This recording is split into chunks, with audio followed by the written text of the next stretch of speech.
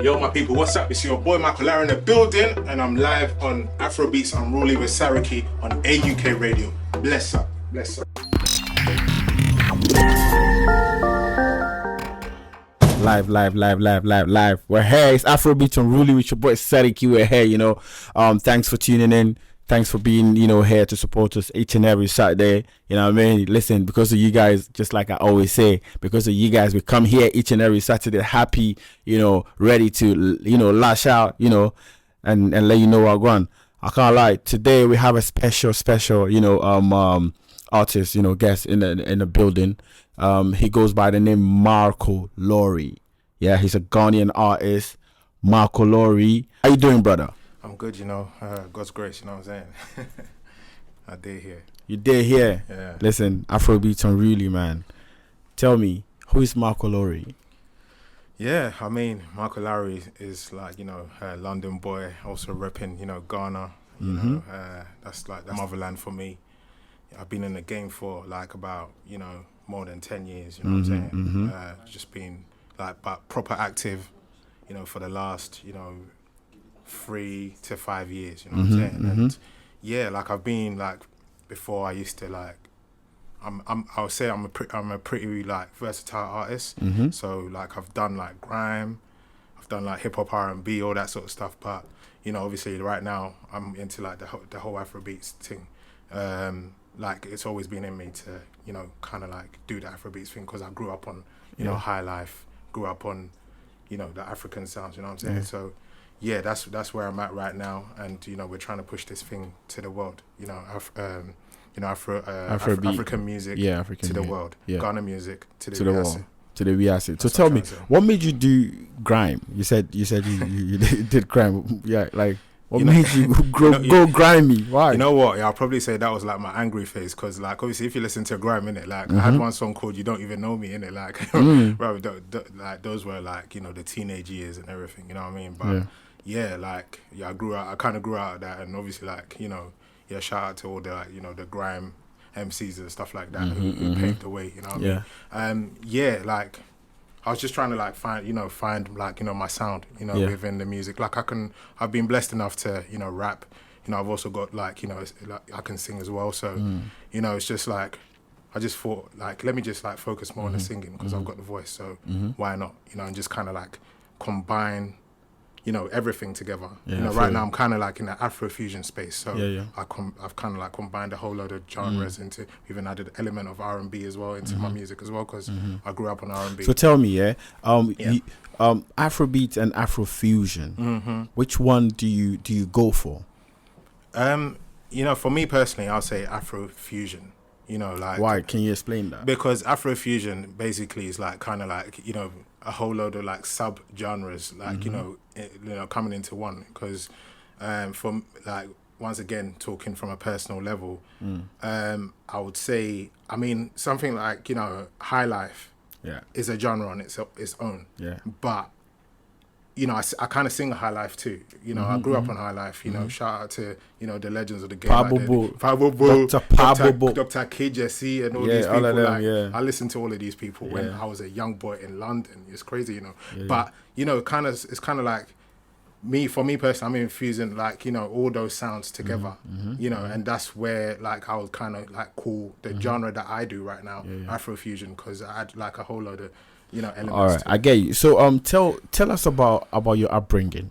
My upbringing. Okay, so bro, I was like, obviously I was born in London. I'm from Barking as well. So Barking massive. I probably should have been the guy to do that thing from Barking. I probably should have done that track. Man. It is what it is. But it is what it is. Yeah, it's so long. Yeah, so like obviously that's like I'm from the Gascoigne estate in Barking. Gascoigne. Shout out. Shout out to the Gascoigne estate. Yeah. And like when I was like a kid, I was fortunate enough to go to Ghana. Like people normally say, "Oh, was it because you're a bad boy? That's why they took you to Ghana." No, it wasn't that. It's because like mum and dad had like businesses out there, and they just wanted to move out there and just go. Were you a bad boy though? I wasn't a bad boy like that. It's only later on that I kind of became a little bit of a bad boy. You know what I'm saying? But so obviously I went to Ghana as well. Did a bit of schooling out there. Shout out to Kumasi. Yeah, so I was based in Kumasi. Kumasi. So. Yeah, just so I did a bit of like junior high and all that stuff. Did a bit of senior secondary. I went to Kumasi Academy actually. Oh, okay. Shout out to Akunini, Okay. Kumaka, and then like I didn't actually finish Kumaka, and then I came back to England, and I just carried on with my education and just So tell me, at what point did the music set in? And the music is probably like from like my mum's womb, like I was probably born with it. I was born with a mic in my hand or something. But yeah, I've always had like the passion for music. Like my dad, I always like mention my dad, because my dad, as a little kid in London, you'll be sat in a car and like man will be playing this and midday in Korea and TJ and all these all those abroche akwentium and all that sort of stuff. So it really more like, I mean, if I'm going to speak tree, like it entered me from, proper young age, and like I was writing like amateur lyrics and everything, At what age did you write your first lyric? If I'm going to guess, I'll probably say like about 5 or something. It's crazy like that. Yeah, but, I'm asking you, like, I'm asking about the time you decided to kind of, start doing this. Start doing it seriously. No, that was probably like, like when I was a teenager. That's when like obviously I got into the whole like sort of grime space and stuff. When I came back like from when I was in Ghana, I was kind of like singing and everything at school and stuff like that.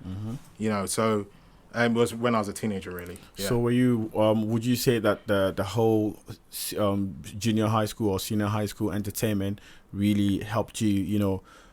Kind of choose that music route? It kind of did, but sometimes when you're just like when you're just born to do something, you're born to do something. When it's in you, it's in you. It's like true. A God-given talent. Yeah. So I just recently just like started to take it like more seriously because I was like, you know what, people like when we're not getting any younger.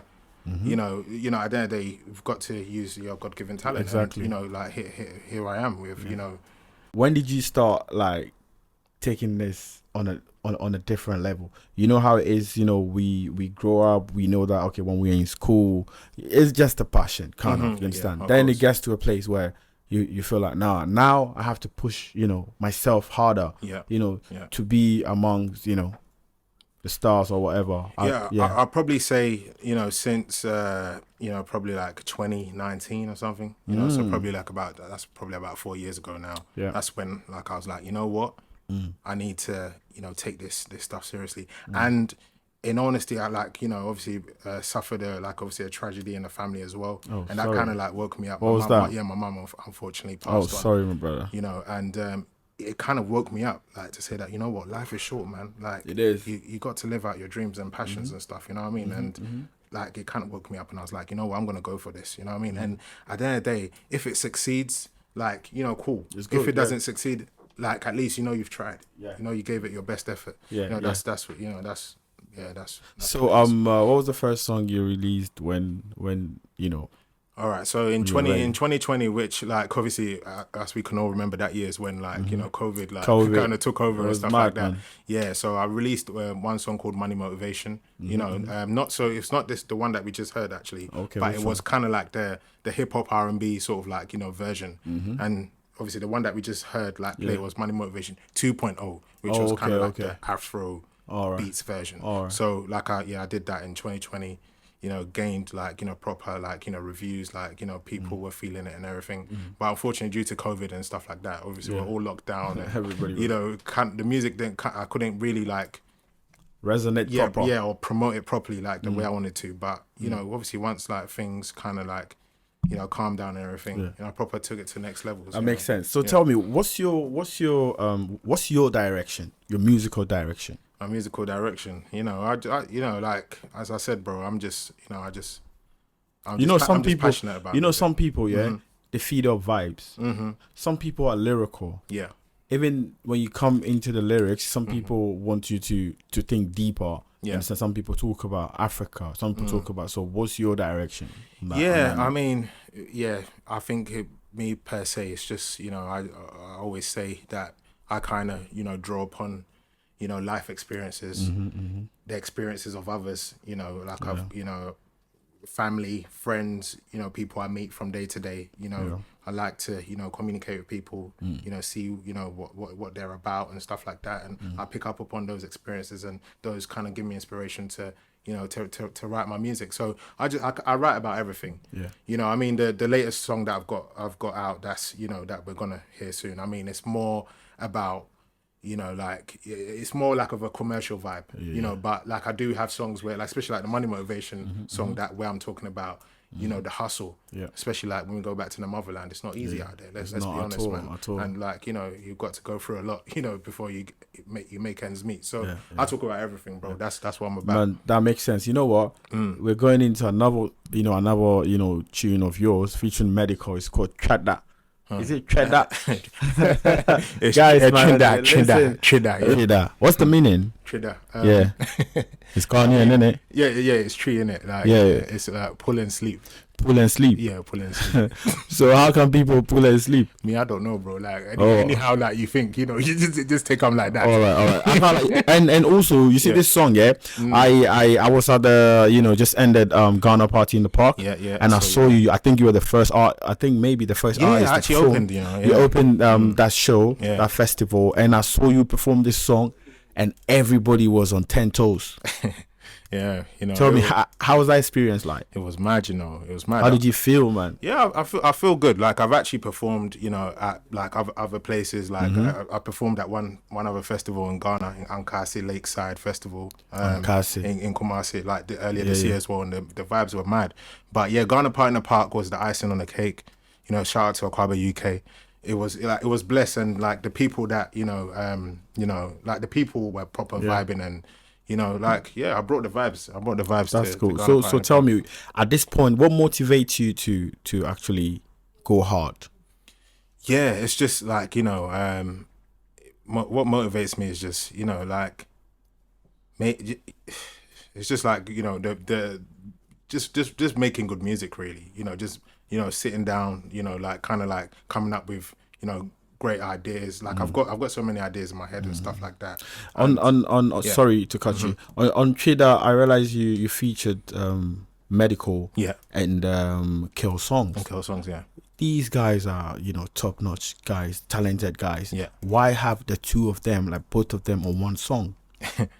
What was the plan? Because if I were you, I'd just have one person on one song and one person on another song. That's true. Yeah. Like, you know, it's true. But I mean, in honesty, like, my boy is Kel Songs. You know, shout out to, you know, Koku Songs. If you're listening, then bless up. Kel Songs. Yeah. Listen, I like that guy because he's got a song that leaves rent free in my head. He featured the late Ebony, my sister. Yes. And trust me, that song. Yeah, that song. It's mad. That song. Yo, big up yourself, brother.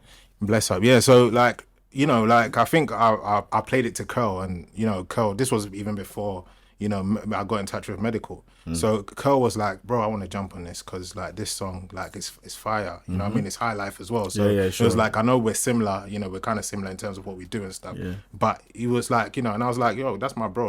Let's do this. Obviously, I wanted to like obviously collab as well with, you know, my Ghanaian brothers and stuff like that, you know, and bridge the gap between the UK and Ghana. Yeah. You know, so it made sense. So he jumped on it even before like the whole Medical thing came up. Yeah. So, you know, obviously Medical was always like, you know, the person that I really wanted for that song in terms of the content, everything. So obviously hollered at Medical's camp as well, which was a bit difficult at first. It's hard to get the hold of that guy. Yeah, trust me, I've man. got his number right now, but that guy, you can't get hold of him. No, forget it, man. Trust me. But it was like everything happened nicely, and went and shot like a great video as well.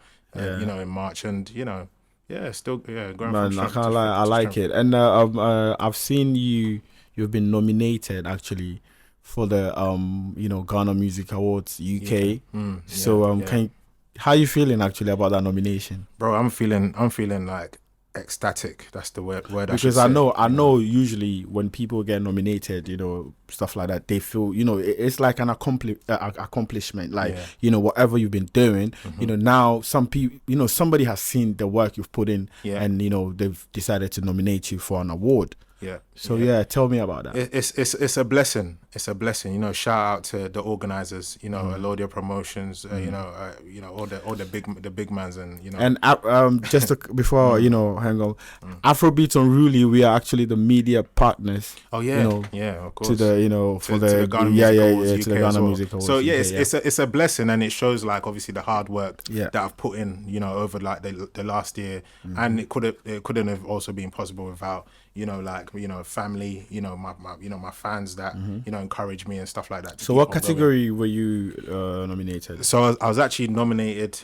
in 3 categories. You know, the High Life Artist of the Year. I think the Collab of the Year. High Life Artist of the Year. Yeah, that's huge, man. That's huge, bro. That's huge. And also, and which one? The Collabo of the Year as well, UK based collaboration. So the one, the Triller remix. Yeah. And also like High Life, I think Record of the Year or something. So like three nominations. So which one do you which one means the most to you? You know what? I'm just happy to take any award home. Because I've open and dead them. I've seen like all the categories, and you know, like they always say, every nominee is a winner. You know what I mean? Sure. At the end of the day, like obviously I want to win, you know, and I pray that I win. But at the end of the day, I think the voting actually closes today. So anyone that's hearing it, you know, hearing the interview, please go and vote for your boy Michael Lowrey. Yeah, and everyone that's hearing this, please, if you can, just come to the award shows. You know, here in London. October the 7th. October 7th. Let's make it happen. So if I look at the way you're moving, you know, regardless of, you know, the vibe around and the whole air, you're still sticking to, you know, how do you call it, high life and going. I want to ask you, what do you think about Afrobeat in general and what its effect is, you know, now? Afrobeats, wow. I mean, like, my shout out to my young bro, Zeb, if you're listening, you know, my greetings to you, bro.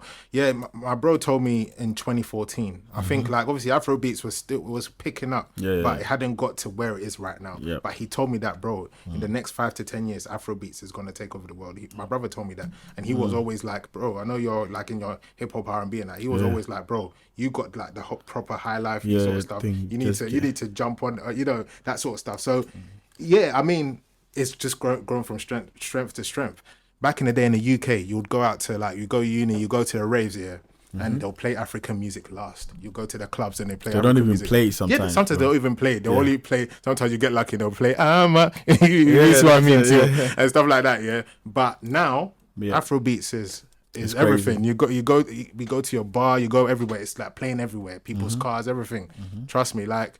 You know, I know obviously we talk about Nigeria and all that, so them things, but you know, Ghana has had you know, contributed big time to it as well. Obviously, but do you think my question now is, do you think Ghana is being recognized properly?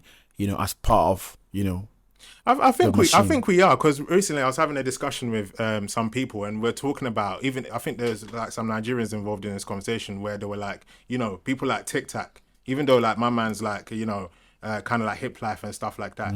Remember what he did like back in the day when he took stuff international. Exactly. When he did that big record with Tony Tatula, you know, Fefe Nefe and stuff like that. Sure. VIP. I was watching a recent thing of them as well, like that, when he Mwechi and stuff like that. That was all kind of like the Afro kind of beats movement and stuff like that. That time, obviously, we know that Ghana was on top as well. But you know, obviously, the Nigerians, you know, took over. I get you. They learned from us, I would say, they made it better. That, you know, the Nigerians are good at that. Cool. And you know, here we are today. I think Ghana has also like contributed to, you know, Afrobeats. What do you think? What do you think Ghana right now? At this present state, what do you think Ghana is not doing right? Bro, I always say that. You know, I always say this everywhere. That is that Ghana, there's no unity. Bro, there's no unity. So the problem is the unity. Yeah, there's no unity between who and who. I mean, you know, like everyone, like, you know, artists. You think there's no unity between artists in Ghana? I think so, man, bro. I don't think so. I think so. I know what I'm talking about. You know, from a personal point of view, that's what I think anyway. Cool. But like the industry gatekeepers. Yeah. You know, we've got the gatekeepers. I would say it should be much more of the gatekeepers and the artists. Do you understand? Yeah. Because just like you said, the person is a gatekeeper. So the person has, you know, the all the power and the keys to put you on or not to put you on. You understand? Yeah. So I think for me, I think that should be worked out proper.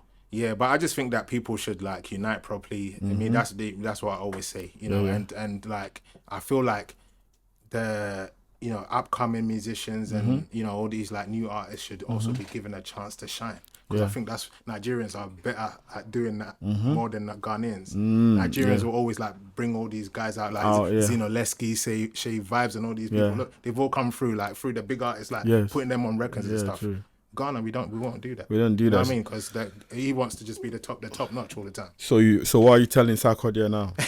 Sarkodie, Brown Mike, Michelle.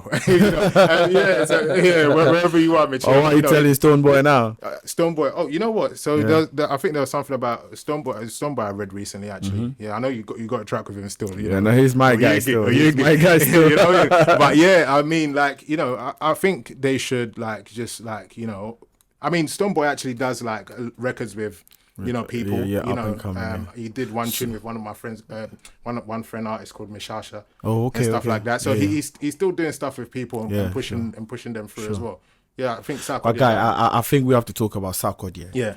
What's up with Sarkodie? Do you think Sarkodie needs to, at this point in time, maybe hold somebody and take the person to like all out, take the person all out? And I know he's an artist. He needs to think about himself and all that. Yeah. But what do you think? Do you think he should just kind of, you know, give somebody else that platform just a little bit? You know what I mean? You know what? Like Sarkodie, you know, we've been having this discussions in barbershops, everything. Like, you know, the guy at the end of the day, he's been like on top for a long time. You know what I mean? And he's still got so much to give and that. And yeah, as we're aware as well, like a couple years ago or some years back, he did like, you know, sign, you know, these people like Strongman and, you know, Kwabwa and, you know, all these people and stuff like that. So it's not like, obviously he did try and give people opportunities and stuff like that. I don't know. I mean, I know like obviously like they said there was a bit of a thing with Strongman and stuff, but yeah, I mean, He's giving people opportunities. I mean, on his new Jams album, he featured one guy called Ink Boy. You know what I mean? Afrobeats guy. You know what I mean? So he's giving people opportunities. You know what I mean? Like, here's what it is. Yeah, man. And also, I want to ask you. Yeah, you know, there's a debate about Ghanaian artists not able to sell out the O2, but me and you last 2 weeks Saturday. Yeah, we saw Asaka boys. Yeah. They came to the Islington Assembly Hall, and they sold it out. Yeah, me and you were there. I mean, it's not 20,000 people though, but you know they still. No, it's not even about. I'm not even talking about the numbers now. Yeah. But that same venue. Yeah. Let's say it's 800 people. Yeah. Yeah. That same venue. Yeah. It's hard for a big Ghanaian artist to sell at that same venue. I know what you're talking. Because I know what you're talking about. So what do you think these Asaka boys did that, you know, the other guys are not doing?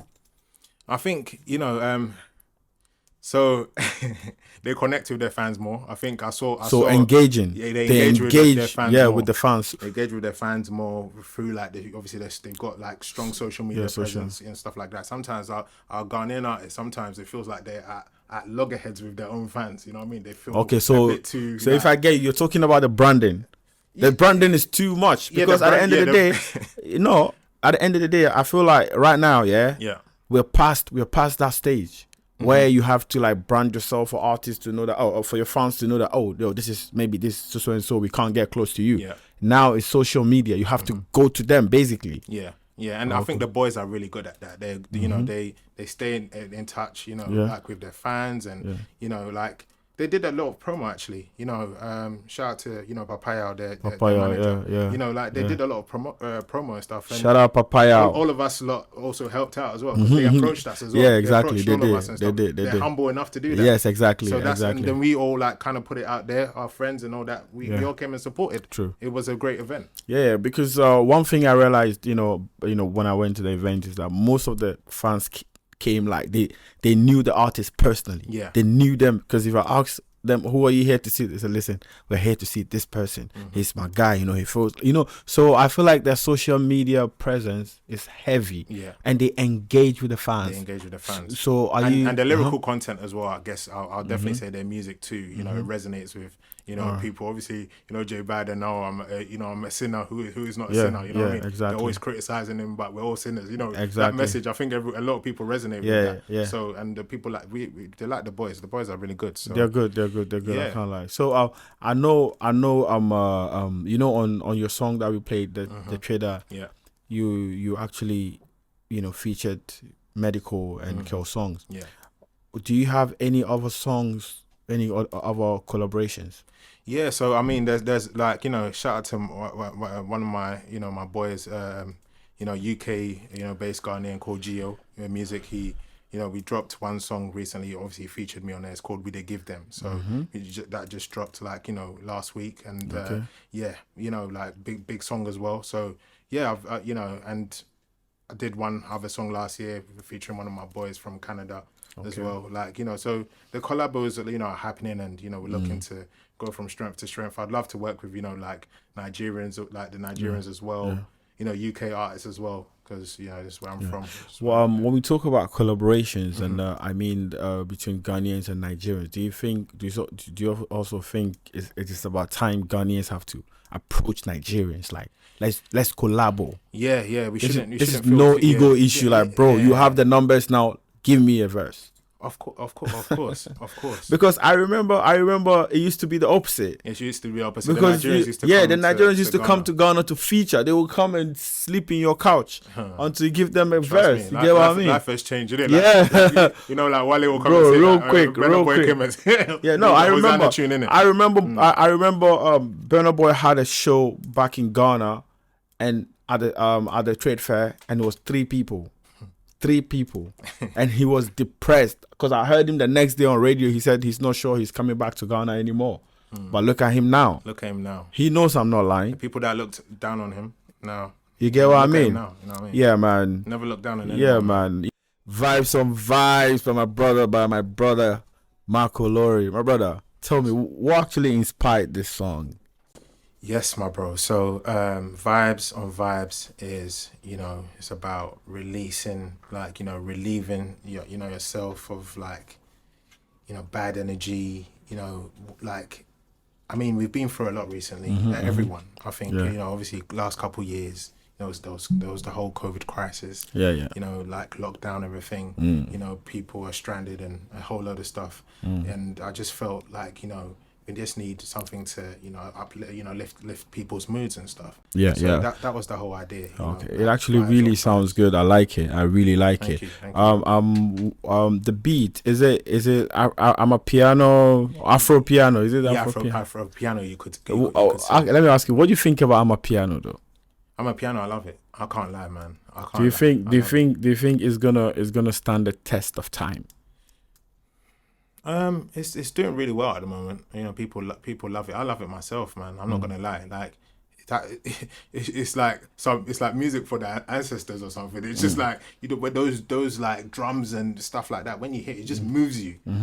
You know, sometimes you're just there and it just moves you around. You don't even know what you're doing with yourself. You know, so yeah, I think it has kind of stood the test of time, because people thought it's just gonna be like maybe 1 or 2 years, but it's kind of been going on since you know, lockdown and stuff. You know, I mean, I guess every genre at some point, you know, it kind of elapsed. Dancehall and all that. Right now, it's kind of like gone a bit downhill, but yeah. You know. What do you think about the whole I'm a piano identity? Looks like people are saying Nigerians are trying to front it. Yeah. Knowing that, you know, we all know that it's not from Nigeria. Yeah, it's from South Africa. So who is wrong now? Is it that South Africans are not doing, you know, the most they're supposed to do, or Nigerians are just out working them? Let me just put it on record again. You remember when I was talking about Ghanaians, like we were on top, like you know, early 2000s. And then Nigerians learnt from us. Yeah.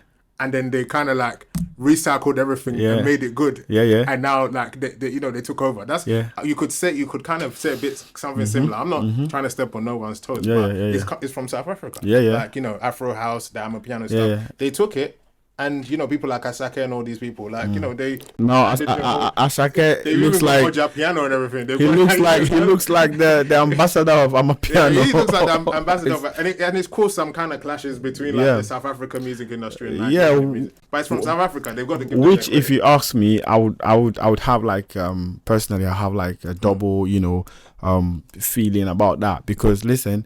Music is universal. It's universal, yeah. You know, anybody can pick any song and do it. Yeah, you understand what I mean? Course. If it's your thing, rap it proper. But I think we need to give respect where it's due as well. Like where it came from, it originated from South Africa. So I think sometimes they should give shout outs to, you know, South Africa. You know, I get you. But sometimes it's like they're claiming like they kind of like created the sound. Yeah, no, you did it. But no, we all when it comes to the originate like where it comes from, where that sound comes from, we need to kind of, you know, give, you know, props to where it's due. But when it comes to the work, they have to put in the work. Yeah. I mean, South Africans have to put in the work.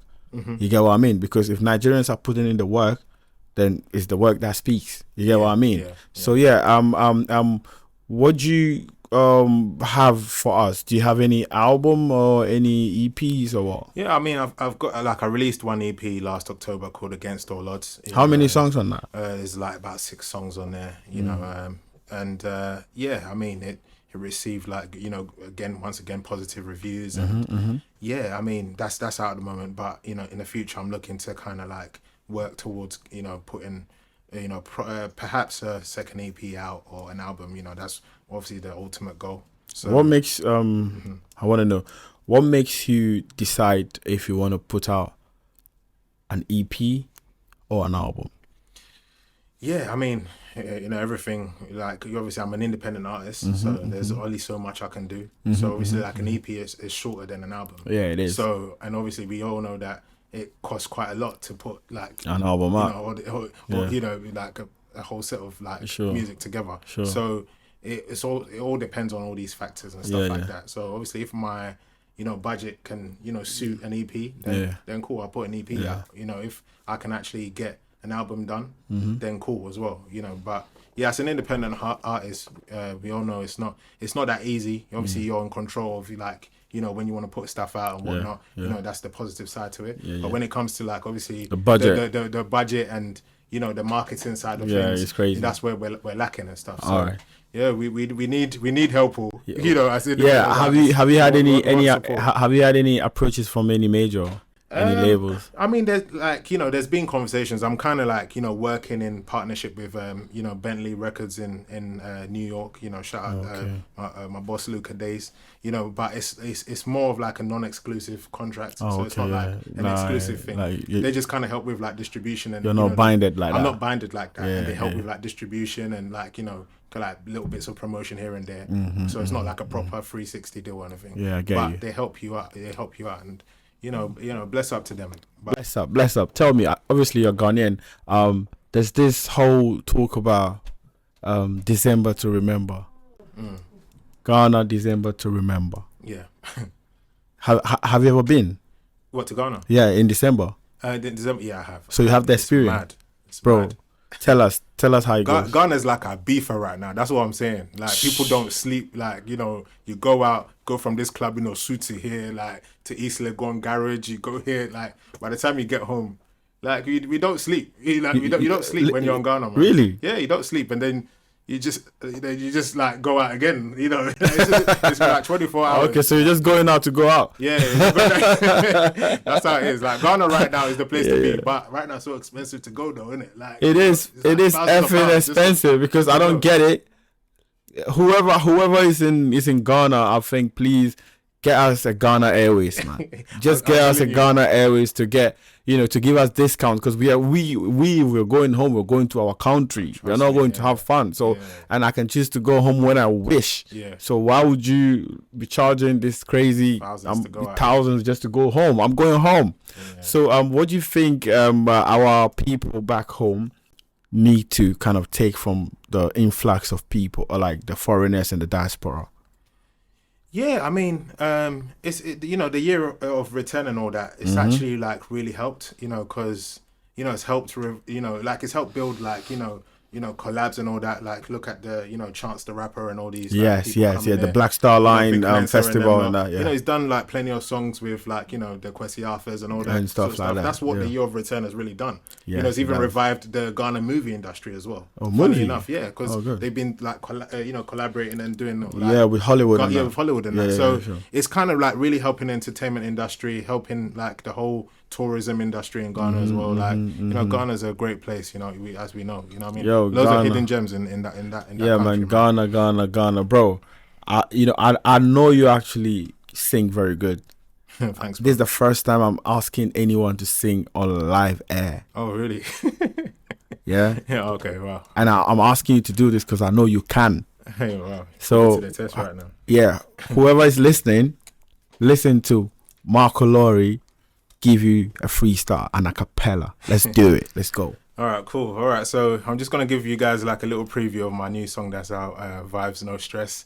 Yeah, this is, you know, this is a shock, but you know, even to me, this is the first time, but I know, yeah. All right, cool. So let's go.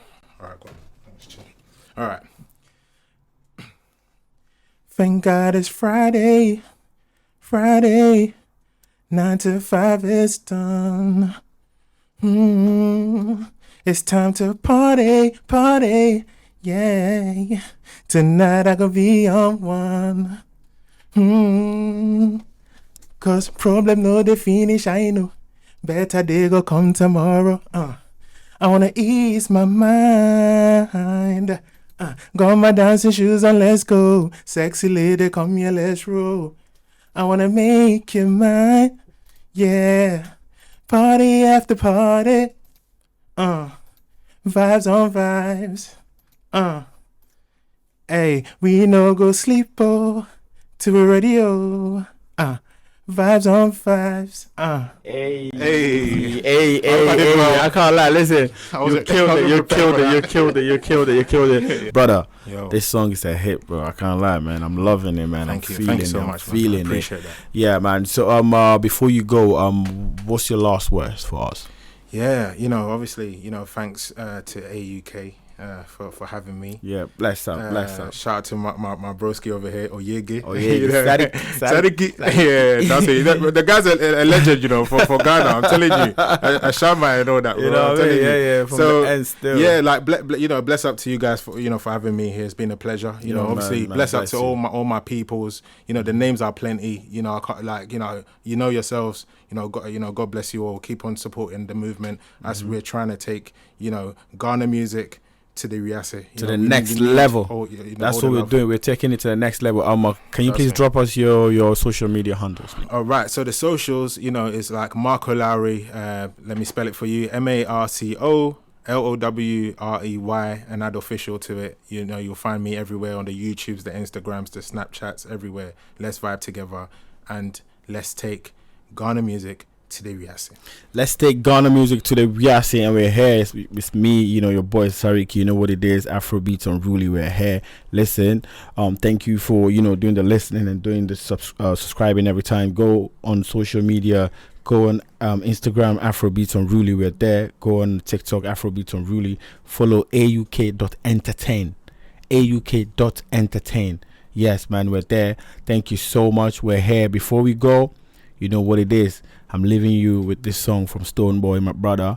He calls this Into the Future. So till I see you next week, let's do this.